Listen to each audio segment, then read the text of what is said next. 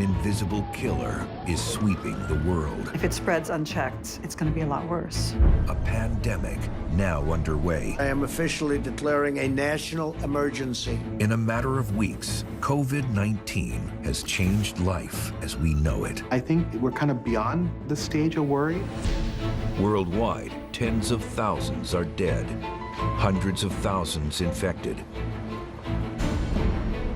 And now, borders closed, schools shut down, cities on lockdown, and the global economy is at risk. The economy was moving along just fine, and this, boom, we get hit from the outside.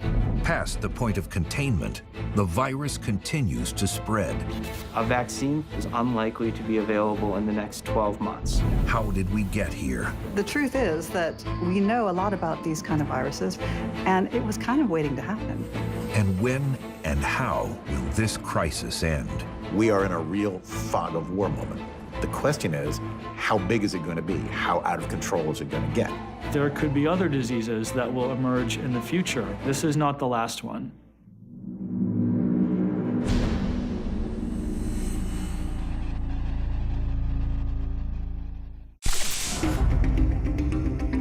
America is in turmoil as a never-before-seen virus, COVID-19, sweeps across the country. All 54 states, territories, and the District of Columbia have declared a state of emergency.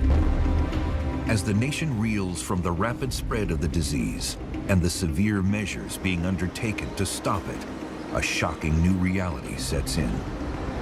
We are 2 weeks or 3 weeks away from running out of the supplies we need most for our hospitals. It was like drowning on dry land. We direct a statewide order for people to stay at home. COVID-19 is thought to have crept into the U.S. through one man from Seattle just 2 months ago. But the story of this pandemic begins across the globe weeks before.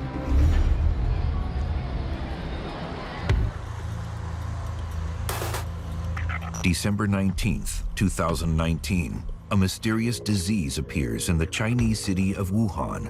With a population of 11 million, the largest city in Hubei province. The first thing we saw was a photo that had been posted on Twitter, and it said that there had been a number of cases of atypical pneumonia occurring in that city. A cluster of individuals had presented with severe respiratory distress, and some had died. Local doctors suspect that something is very wrong in the city. When you normally treat 10 cases of pneumonia a week and you're suddenly treating 50, you realize something's going on here. Finding a link between patients is key to unlocking the mystery. 20-something cases had visited the Huanan seafood market, and so it was believed that this particular outbreak had something to do with that market. A new killer is on the loose. An entirely new pathogen, something that's completely unlike anything we've seen before. And the timing couldn't be worse. It's Chinese New Year, the biggest annual celebration in the country. Travelers come and go from all corners of the world, and many of them are, or will soon be, unknowing carriers of a terrifying new disease. Scientists think this could be a new outbreak of SARS, a highly lethal respiratory infection that struck down thousands in 2003. If this new outbreak is anywhere near as contagious, the impact globally could be alarming. Anytime you have a virus that is somewhat lethal, but highly transmissible, it has the potential to reach millions and millions and millions of people. Initially, the Chinese authorities are slow to take action to contain the outbreak, even though doctors on the front line are sounding the alarm. Dr. Li Wenliang tried to warn some of his colleagues that something's going on here, it's quite worrisome, watch out, try to protect yourself. The government came down like a ton of bricks. Dr. Li was told to shut up. He was actually arrested and threatened with imprisonment. China took a sort of nothing to see here attitude. But just 1 month after doctors first noticed symptoms, the outbreak is growing in intensity, with 201 cases and 3 deaths. The lack of action characterized the early stage of the response. But after January 20th, we saw the government start to step in.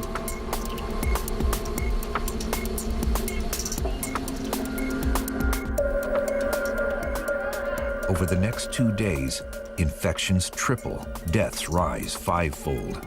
Things went crazy in China. A few weeks into the crisis, China's response is simple. Find every case, isolate them, stop the chains of transmission. Chinese authorities begin to lock down the city of Wuhan. They started to quarantine the entire Wuhan city, and that the quarantine measures also being expanded to the surrounding cities. But the virus continues to wreak havoc in Wuhan. People were queuing, lining up at hospitals trying to get treated. There were people in corridors. And there were, of course, reports of people who had died in their homes because they weren't allowed to go to the hospital. And there were a lot of scary images coming out in those early days. Wuhan, under siege, day 3. I'm taking a walk outside. American teacher Diana Adama documents the reality of life in Wuhan as the lockdown hits. Everything's closed. Everything. No shops are open. No more good food. There was this eeriness in the air, this feeling in the air. It just didn't seem normal. There were no cars at one point, and I'm on the edge of the city, but there was like nothing. This was half full before. Sunday morning, it hit me. What's going on? What's happening? What is this virus? Where did it come from? I went to hospitals looking for the foreign people. Sorry. As the Chinese authorities lock down the city of 11 million people, their strategy assumes that only a victim showing obvious symptoms like fever and a cough will spread the virus. This will turn out to be a serious error. The worst possible scenario is if you have people who are spreading virus, even though they don't have symptoms themselves. They don't know they're sick, so they don't know that they should self-isolate. They don't know that they should seek help. And there they are out in the community spreading the virus. As more cases begin showing up in other big cities in China, like Beijing, a city with roughly 20 million people, it's clear the strategy in Wuhan has failed. By January 19th, the virus is finally identified. It's a new type of what's called coronavirus, a varied group of viruses first identified in the mid-1960s, known to cause symptoms as simple as a common cold to very dangerous and deadly respiratory ailments. And now it's appearing throughout Asia, in Thailand, Singapore, Hong Kong, South Korea, and Japan, all countries within traveling distance of Wuhan. And it is about to reach America. On the 19th of January, in Washington State, a man, 35 years old, developed some worrying symptoms, took himself to his local doctor, and was ultimately diagnosed with the first case of coronavirus in the United States. 4 days earlier, he had returned from a trip to Wuhan. He insists he hadn't come into contact with anyone who was ill. Uncertainty about how the virus is transmitted continues to grow. And the U.S. is totally unprepared for the catastrophe that's about to unfold. We are in a real fog of war moment. The question is, how big is it going to be? How out of control is it going to get?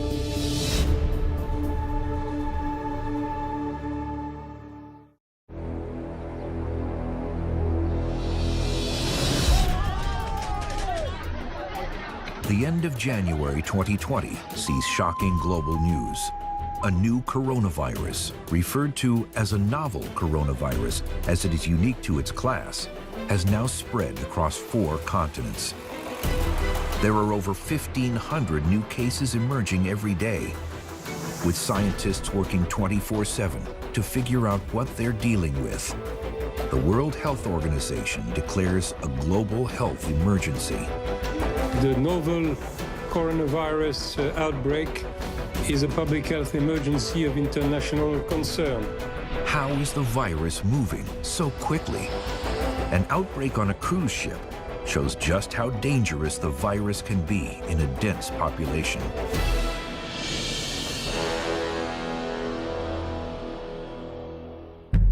In mid-January, the Diamond Princess cruise ship sails off from the Japanese port of Yokohama to Hong Kong. With 2,700 passengers and 1,000 crew members, Rebecca and Kent Frazier from the U.S. are among those sailing on the 14-day voyage, excited for the trip of a lifetime. We're enjoying the ports that we went into. We met a lot of really fun people on board and made some good friends. It was super fun. Another passenger is an 80-year-old man who leaves the boat in Hong Kong 5 days into the journey because he's ill. He is hospitalized and diagnosed with the disease, but the ship is already back at sea. On the advice of Japanese medical professionals, the ship is locked into quarantine for 14 days. They boarded the ship and went door to door, testing everybody's temperature. After 2 days of quarantine, a health screening reveals that Rebecca has the virus. We found out this morning that 41 more people had been tested positive for coronavirus, and come to find out that I was one of those 41 people. Within an hour, she is taken off the ship and placed in an isolation ward at a Japanese hospital. Yeah, fun times. So, anyway, this sucks. It will be a month before Rebecca is given the all clear and allowed to leave the hospital to rejoin her husband, Kent. USA. By the time the quarantine is lifted, a total of 7 people die, and around 700 test positive for the virus. Without isolation and quarantine measures, scientists estimate the number infected could have been closer to 3,000. What happened on the Diamond Princess was really scary, led to a lot of panic, led to a lot of news coverage. That showed us that the disease, under the right circumstances, can spread really quickly. Scientists know that the novel coronavirus grabbing world attention belongs to a family of several different viruses, from the common cold to the deadly SARS. Most people have been in contact with some form of coronavirus in their lifetime, but this is a new strain. To fight it, more information is needed. And on February 11th, a team of scientists at the Department of Pathology in Beijing finally unraveled the DNA within the virus. Sharing 80% of its makeup with SARS, the disease is identified and named for the first time as COVID-19. So viruses are little tiny bits of genetic information. They're packaged inside of a protective outer shell, and they basically infect cells and make copies of themselves. And they do this over and over, and when that happens, it can be damaging to the cells that they infect, and if that happens enough, it can cause disease. A virus, people say sometimes, is a piece of bad news wrapped in protein. It is a vector for getting genetic information into a cell, and that genetic information just contains a blueprint to make more viruses. They were able to tell that although this virus was new, it was closely related to the original SARS virus. The previous SARS epidemic was deadly, killing over 800 people in 8 months. But in just 3 months, COVID-19 has already infected over 200,000 people and claimed over 8,000 lives, making it over 20 times more deadly than SARS. Scientists are faced with the reality that this outbreak is much worse. Crucially, they need to find out how to efficiently diagnose and treat COVID-19. 80% of those infected will experience mild symptoms, typically starting with a high fever over 99.5 degrees. Other mild symptoms include a dry cough or aches and pains. But for a few, symptoms can become severe. The way that COVID-19 causes disease is by infecting cells in what we call the lower respiratory system, so into your lungs. And that infection in your lower lungs causes a pneumonia, and that pneumonia makes it very difficult to breathe. Around 1 in 10 need to be put on a respirator in order to survive. Those with underlying health conditions and the elderly are most at risk. What's different about this virus is that a much higher percentage of people require hospitalization, and especially among older people, the mortality rate is much higher. Recent statistics from China show that around 65% of their cases were over 40 years old. And so far, 15% of the victims over the age of 80 in China have died. Causes of death from COVID-19 include respiratory collapse, shock, or multiple organ failure. Preventing transmission is key to saving lives. Widespread behavior modifications are crucial. Avoid large crowds. Avoid places where you're going to be in close contact with large numbers of other people. As we touch surfaces and then touch our face, that is how we inoculate ourselves with these viruses. So keeping things clean is definitely helpful. Alcohol, bleach, and even soap can kill it. Wash your hands diligently with soap, right? Protecting yourself is also protecting other people. But research shows that COVID-19 can survive for 24 hours on cardboard and 2 to 3 days on stainless steel and plastic. And despite all efforts, the novel COVID-19 is now spreading faster than we can contain it. The best estimates are that the virus is doubling in numbers within communities in about, 6 to 8 days. As COVID-19 spreads around the world, the race for a vaccine becomes more urgent with each day, as does the search for a cure. Whenever there is a new virus, there is a lot of unknowns, and those unknowns take time to become knowns. Studying coronavirus, which is spreading explosively and is new, is an enormously difficult task. So far, the virus is untreatable. A patient is only able to recover if their system can overcome the attack it's under. And like many viruses, COVID-19 is a formidable enemy. Respiratory viruses have one aim, that is to get inside a human cell and use it as a factory to make thousands or millions of replacement copies that will then spread onto new cells. So often the cells will literally blow apart as the virus is producing its millions of progeny. With viruses, it's much more challenging because mostly they use our own cells to make more viruses. And so they're using our own cellular machinery. We can't poison that without poisoning ourselves. This is not a bacterial disease. Antibiotics only work against bacteria, so antibiotics will not have any impact on COVID-19. For some in the scientific community, the seriousness of the situation is not a surprise. Truth is that we know a lot about these kind of viruses, we know about the outbreaks, but what we're really lacking is sufficient funding to contain them. And it was kind of waiting to happen.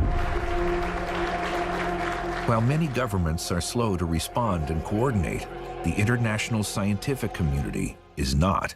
So in the middle of January, when there started to be a surge of cases in China, I made a phone call to Tom Friedrich and some of my colleagues and said, do you think that we should study COVID-19? Basically, he was just like, yeah, let's do it. If he decided to do it, then I'm in too. And so I said, well, let's start by just collecting expertise, and has led to several groups who are all working together. sharing protocols, sharing ideas of how they're going to study the coronavirus. Scientists collaborate and share real-time research on a global scale like never before. This new virus is unknown territory, and that has them on high alert. There's been really heroic efforts among Chinese clinicians and scientists once they recognized that they were dealing with something new. Chinese scientists not only sequenced the virus, but they made those sequences publicly available so that scientists in the US and elsewhere could begin working on developing kits for diagnostics, can begin studying the virus and trying to understand it. And there's some beautiful data out there tracking the gene sequences of COVID-19 viruses from across the world in real time. Working around the clock, scientists are making huge advances, but creating safe and effective drugs takes time. There's been a lot of confusion about the timeline for vaccine availability. And I think part of that has to do with the steps involved in making a vaccine. People are working in labs now to generate possible vaccines that we will then need to test. But there's a long road between that initial safety testing and you and me being able to go to the doctor and get a COVID-19 vaccine. A vaccine for this virus is unlikely to be available in the next 12 months. What that means is these other sorts of preparedness measures need to be put into place because we're not going to have a vaccine. And so expecting this to be like the movie Contagion is simply unrealistic. With a vaccine in the works, but at least a year away, focus shifts to our healthcare systems and their capacity for those who become seriously ill. Some are going to require to be put on artificial ventilators or other really sophisticated machines to help support their breathing while they're trying to survive the disease. But experts soon realize there may not be adequate resources, like respirators, needed to carry out basic life support. If too many people get sick at one time, there aren't going to be enough of those machines. The case fatality rate of COVID-19 is going to depend on a lot of factors and may actually vary geographically depending on the demographic of people who get infected, the capacity of the healthcare system, the ability to test people and detect their infection. And so our goal there is to make sure that we slow down the progression as much as possible, to make sure that we don't overburden the healthcare system. And within weeks, this is exactly what happens in Europe, as Italy finds itself on the edge of a crisis. Nella giornata di ieri è stato trasferito nel nostro istituto dalla struttura dedicata della città militare della Cecchignola un cittadino italiano di sesso maschile risultato già positivo al test di screening per nuovo coronavirus. I think this is an important reminder that we live in an interconnected world where viruses that emerge anywhere in the world can be a threat to the entire world. With COVID-19 seemingly spreading across the world, a once distant viral outbreak is getting closer to our shores. In the U.S., by the end of February, COVID-19 cases are on the rise in Washington State, Texas, and Florida. And news comes from Europe and the Middle East, showing that COVID-19 is a serious crisis. In northern Italy, new cases of the deadly virus are doubling every day. By March the 8th, 7,375 infections and 366 deaths are recorded. And fears of overwhelmed hospitals are realized. Reports surface of doctors having to choose who lives or dies because there aren't enough respirators. Realizing drastic measures are needed to stop further spread, the north of Italy goes into lockdown. Northern Italy has been shut down, full quarantine or lockdown of that area. This is like the ultimate social distancing to lock down the city, give advice to stay at home. Italy's crisis is soon followed by news from Iran. that it is also overwhelmed by cases and a spiraling death rate. American experts continue to look at past pandemics for clues for containment. To be a pandemic, you really have to have shown global spread, and it has to be something that's causing disease. So it's an outbreak of a disease that has spread sufficiently across the world for people to be in peril. The last pandemic to strike America was in 2009. The swine flu outbreak began in March in Mexico and hit America within a month.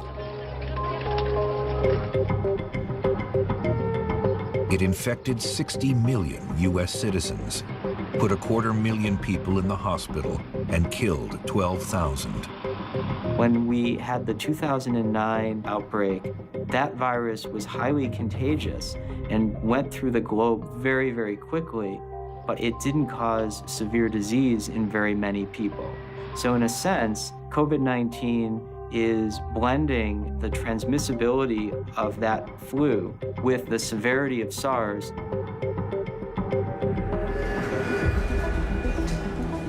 The fact that COVID-19 is easily spread and so deadly makes it a major threat. Even taking public transportation could put you in the line of fire. You have necessity of transportation, but also wanting to create a barrier so you don't breathe in necessarily everything that's floating around. We define close contact as 6 feet, and if you're within 6 feet of somebody who's symptomatic, it's possible to contract the infection. The only thing that can slow the spread in our connected world is isolating those who are infected. To do that, tracking of the progress of the disease is essential. But is the United States prepared? In Washington state, there is a wake-up call. A nursing home reports an outbreak within its walls. None of the residents have been abroad. The virus is now spreading within their community. Care home or hospital is absolutely the worst place to be if a virus hits. These people have no immunity to the virus. It's a brand new virus, and this can predispose you to much, much worse disease. The nursing home staff appeal for virus test kits, but none are available. Starting in January, most of the world implements a test backed by the World Health Organization. But the U.S. Centers for Disease Control and Prevention insists on creating its own diagnostic test. The idea was get it out there as quickly as you can and don't worry about the fine print. In the old days, if you wanted to develop a diagnostic test for a disease, it has to go through months and months of testing. But some of the first tests made available in the U.S. are found to be faulty. So it's not surprising that early tests that were rushed out were not completely foolproof. If you look at the Washington state situation, estimates that that virus that cropped up eventually had been circulating for weeks undetected. By March 11th, 118,000 cases of COVID-19 have been found in 114 countries, and 4,291 people have lost their lives. The World Health Organization confirms a pandemic. Containment has already failed. There are cases on every continent except for Antarctica. The virus is spreading all over the world. Scientists tracking this increasingly global threat continue investigating its origins. During the 2003 SARS epidemic, scientists discovered bats in caves near the origin city were carrying a strain of coronavirus. They hypothesized that the virus made human contact through animal markets and mutated into SARS. In the family tree of coronaviruses, there are a lot of different bat coronaviruses, but there are only a few different human coronaviruses. Coronaviruses are ultimately bat viruses that find their way into humans. And sure enough, as Chinese scientists compare the original cases of SARS and the new coronavirus outbreak, there's a striking connection. The outbreak appeared to have originated in a wild food market where there are a lot of exotic animals. At the wet animal market in Wuhan, several exotic species are slaughtered on site, including bats. One particular species, belonging to the horseshoe bat family, is known to be infected with a particular strain of the coronavirus. The normal circulating strain in the bats probably isn't causing much of a disease, but when it reaches humans, that's when all havoc breaks out because it's in a new environment. It's not uncommon for a virus to cross between species. Over half of the world's known infectious diseases spread from animals to humans. In the 20th century, virus that infects monkeys and great apes in Africa, called simian immunodeficiency virus, or SIV, jumped into people and started an outbreak that became what we now know as HIV. It came from multiple species of monkeys and apes, but we know that there's lots of other species of monkeys in Africa that also have simian immunodeficiency viruses that don't infect humans and have not been shown to cause disease in people. So that underscores the fact that it does happen, and the consequences can be significant, but it doesn't happen all the time with every virus that could conceivably jump between species. Ebola is also thought to be an example of a zoonotic virus likely spread from bats.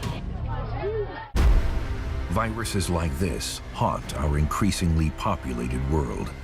This new coronavirus, COVID-19, might create the full-blown pandemic scientists have long predicted.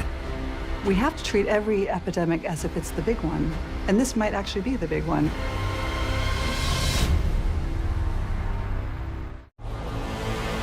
By early March, it's clear that international efforts to stop the spread of the deadly COVID-19 virus have failed.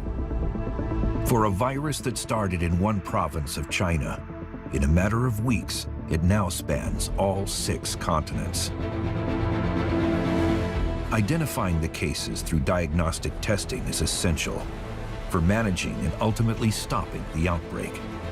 But the United States testing strategy lags behind other countries like South Korea and Singapore. The diagnostic test is pretty much the main weapon in our arsenal to prevent onward spread. You need to identify who's been exposed, you need to trace all their contacts, and everybody has to be tested very quickly. In the US, a severe shortage of tests early on means that important weeks are lost. As the CDC finally approves a reliable test kit, the White House attempts to reassure the country. Anybody right now and yesterday, anybody that needs a test gets a test. They're there. They have the test. But with demand high, there are test shortages around the country. At the beginning of March, the US had the lowest rate of coronavirus testing per capita of any developed country. It's a huge failure. The situation in the United States was really inexcusable and highly counterproductive and extremely dangerous. Because tests are in such short supply, the criteria to get one is stringent. When you can't diagnose, you don't know who's going to fall sick, that's a bad news story. It's been a little slow scaling it up, testing only people who have had contact with somebody who's traveled and with symptoms or traveled themselves to a high-risk country. So there probably are people who are infected and we're not aware of their infection. We are more prepared now, but we're still not as prepared as we need to be. If we're not talking about containing a pandemic, I think we're talking about mitigating its severity. The United States is in the early phases of this epidemic. It's clear that the testing has not been as extensive as in other countries. So we're now seeing outbreaks, and I am sure that this is only going to continue. I think this is just the very beginning of the curve for the United States. We don't really know what's going to happen, but I would predict a lot more cases in the coming weeks. Uncertainty about the spread of the disease triggers panic. As sickness spreads, factories and businesses around the world feel the effects. Workers become sick. Governments mandate store and restaurant closures. And the global and U.S. economies face brutal consequences. We have not seen anything like this in modern times. COVID-19, I think, is a stress test for the global economy in a lot of ways. Most systems are built for a reasonable range of scenarios. COVID-19 is not necessarily within that range. The international stock markets are quick to react. On March 12th, the Dow Jones suffers its single biggest drop since 1987's Black Monday. This could result in a public health 9/11, where no matter how many cases we have, we're going to see effects on the economy and on society that are going to be much larger than the impacts of the virus itself. Supply chains from China begin to shut down. And the travel sector soon feels the stress as the panicked public cancels vacations and business trips. Airlines announce route cancellations, and the industry is forced to seek $50 billion in financial aid from the U.S. government. Travel and tourism sector is 10% of the global economy. And it's not just 10%. So for every $1 spent in travel and tourism, another 72 cents of economic activity is generated. So it has big indirect effects. The coronavirus fallout is suddenly felt at the most local level. Within a 48-hour period, colleges are closed, festivals and conferences are canceled. Businesses shift to work from home. And as experts issue warnings to avoid crowds, shoppers and diners stay home. You're going to see more business failures, rapid rise of the unemployment, and that could lead to a serious global recession. In an attempt to curb the economic decline, the Trump administration announces plans to send relief funds to every household. But supply chain concerns mean that money may not be able to secure the medicine and supplies needed to survive this pandemic.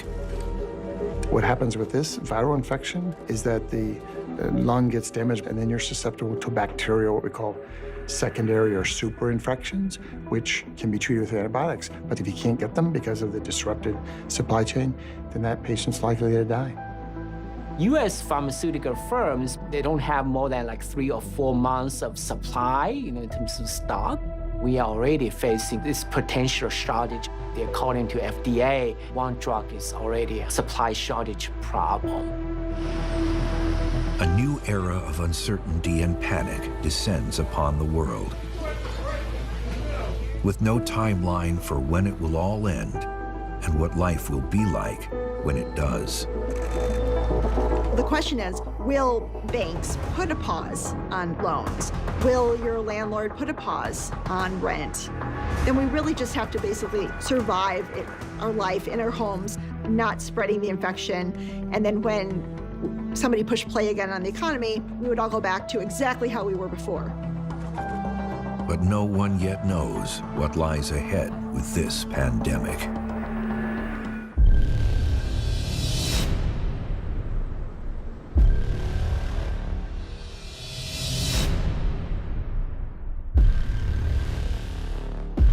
By mid-March 2020, the entire world is reeling from the impact of COVID-19.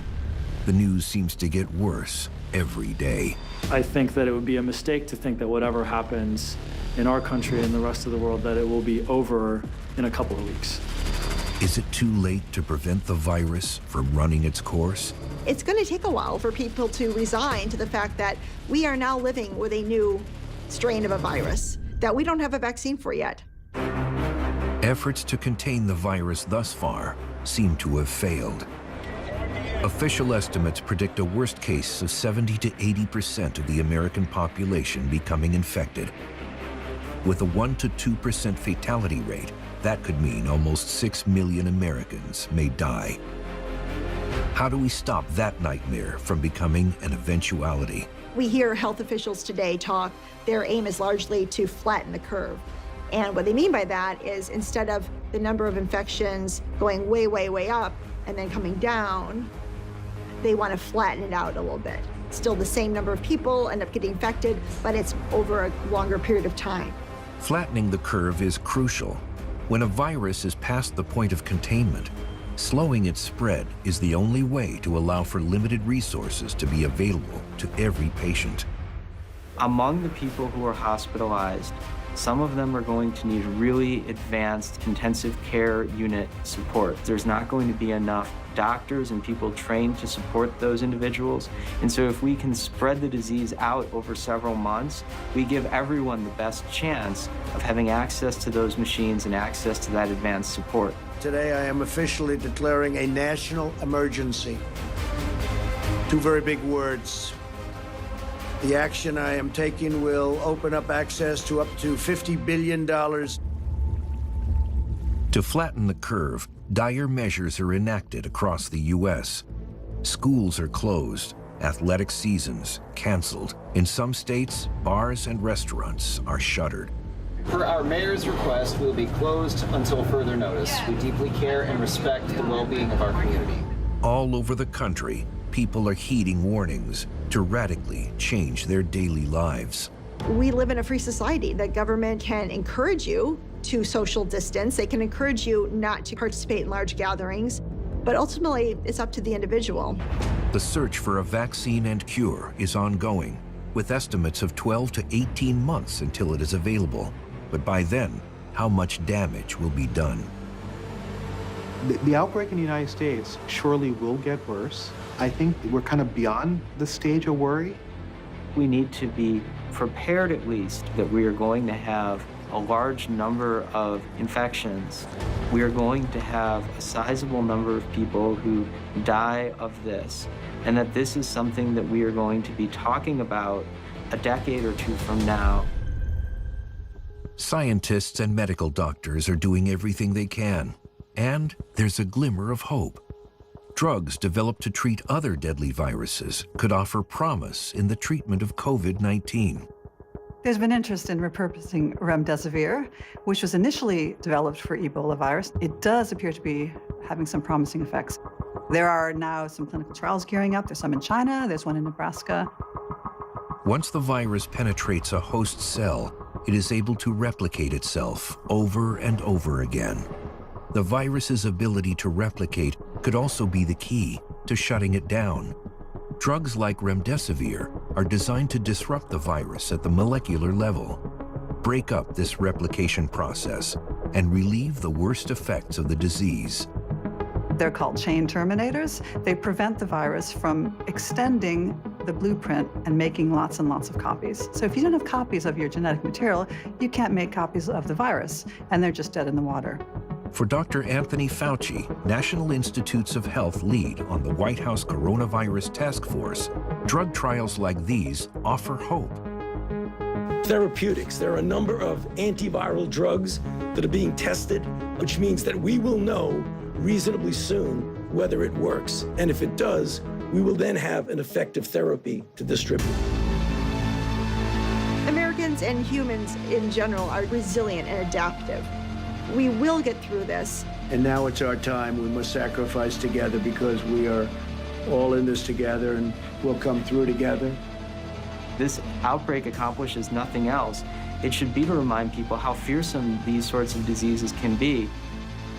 Even with this unprecedented effort, there's still so much we don't know. We don't know if we will control this outbreak and that will be the last we ever see of COVID-19, or it may establish itself in the human population as influenza viruses have.